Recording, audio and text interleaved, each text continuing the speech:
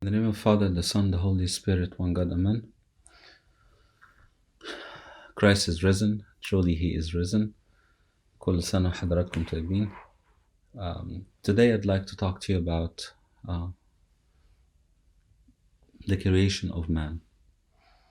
From the book of Genesis, chapter 1 and 2, how God created the universe and then created the man on the sixth day. This talk is based on a book by Saint Basil the Great called On the Human Condition. It's a wonderful read. I highly advise that those of you who likes to read, please go ahead and get the book. It's a wonderful book. To talk about the human creation, it's kind of interesting to see how God created man. In the book of Genesis, when you read about creation, you see that God said, "Let be light," and there was light. Let be animals, and there was animals.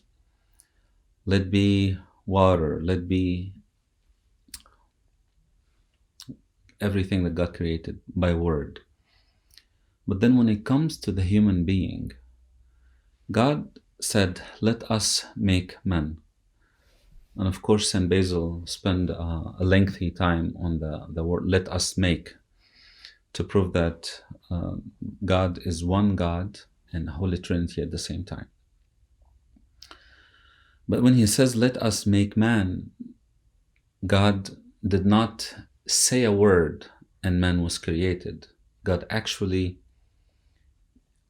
it explains in the Bible how God, the technique of how God created the man. And it was mentioned twice in the book of Genesis, Genesis 1, 26, and then again in Genesis 2, I think verse 7. The first time talks about how God created man, that it's a fact that God created man. And then in the chapter 2 of Genesis, it talks about how God created man. And for me, it's interesting that the creation of man had so much focus on the Bible, rather than the sun or the moon or even the light.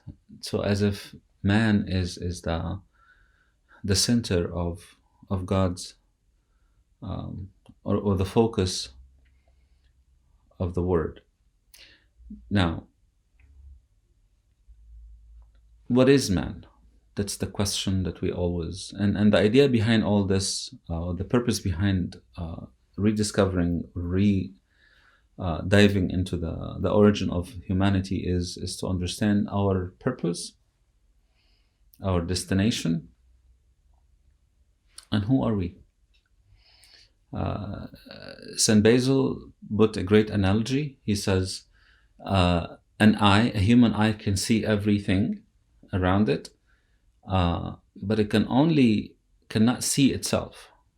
The human eye cannot see itself unless it comes on a smooth, shiny, hard surface. Then the human eye sees itself. And that's interesting because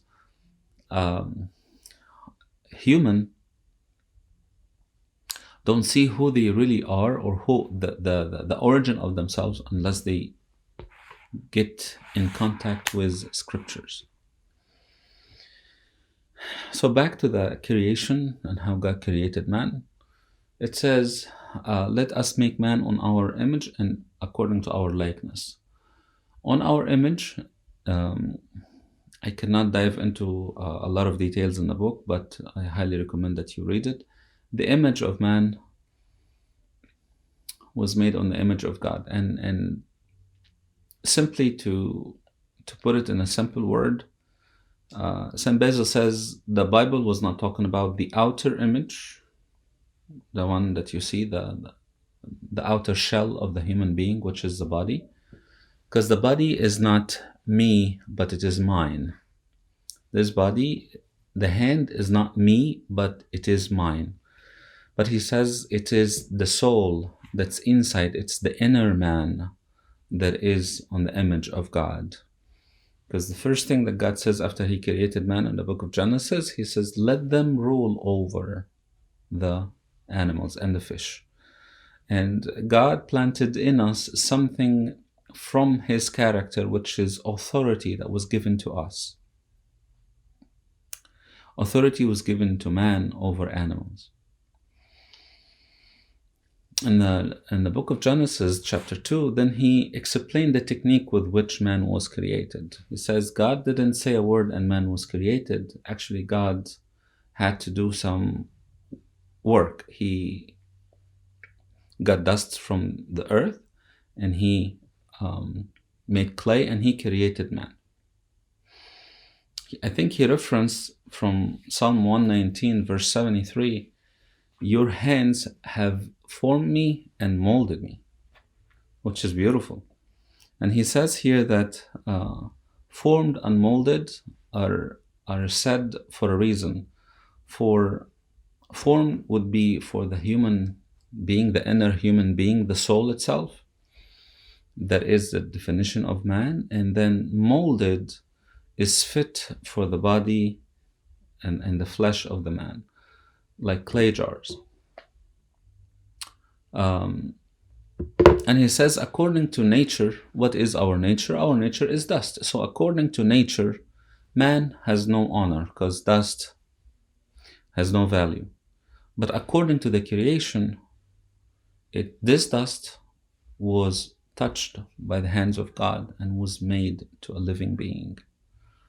That's why according to nature we have no honor, but according to the making, we are very, very, very valuable. And then he meditates over authority and says, this authority, which is the rational or the mind that God created us on, how a man can have authority over animals that sometimes are way bigger than him. Of course, it's not by physical force, but it is through the power of rational. And then meditates and reflects on how human can use this power of authority that was given to them to rule over their senses, their negative emotions. And says it is fit for a man to rule over his emotions, not to be ruled by them. That is the superiority of reason.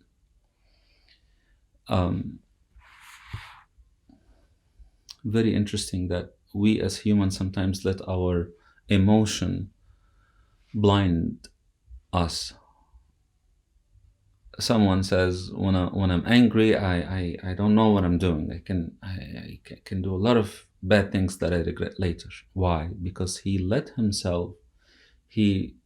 willfully surrendered the power given to him by God to control over his being, the authority of rational, the superiority of reason, as St. Basil puts it. Let's not be ruled by our emotions, but rule over them. Anger, lust, speaking and judging and lying and all these negative emotions and sins. And then when we move on with the book, it's a very interesting book. He meditates, St. Basil meditates and says, God created man standing in an upright position. He said, compare animals to a human being, like a goat or a sheep to a human being, and see the difference. God created us looking up and created animals looking down. The man's head is up, the animal's head is down. And he says, animals aim to what they care for. The pleasure of animals is to fill their stomach. So they look down where they gaze and feed, to eat the grass and the greens. But humans were created upright, in upright posture, to look to where they are fulfilled with their pleasure, which is heaven, something similar to them, where they came from. They look up, they were created to look up. a wonderful analogy. And he says, it's not fit for a man to look under his feet and try to be satisfied with earthly matters, but to look up and to be satisfied by what's in heaven. Remember the Samaritan woman when Christ told her, everyone who drinks from this water will thirst again. Why? Because this water is not made to satisfy us. This water was not made to sustain us. The water that he gives, the life that he gives, is what really fills the need inside us. And then St. Basil brings a very important point. He talks about the flesh and the body, and he says, the body is mine, but it does not define me. The body is mine, but it does not define who I am. It's not me. What is really me is the soul, the power of reasoning that God created in me, because God created us on his image and his likeness. We possess the image by nature. He gave us his image. However, the likeness is something that we grow toward by the power of choice, the power of reasoning, that is, to be Christians and to follow Christ. But in the meantime, he gives, of course, he talks about the body as not the thing that identifies us. And for me, I take this and I'd like to reflect on it for a little bit. Those who are so captivated by how they look, those who want to be defined by how they look, you miss the point. Your body is not who you are. It is yours, but it's not who you are. Your soul inside is who you are. Your mind, the power of rational that God gave you, is who you are.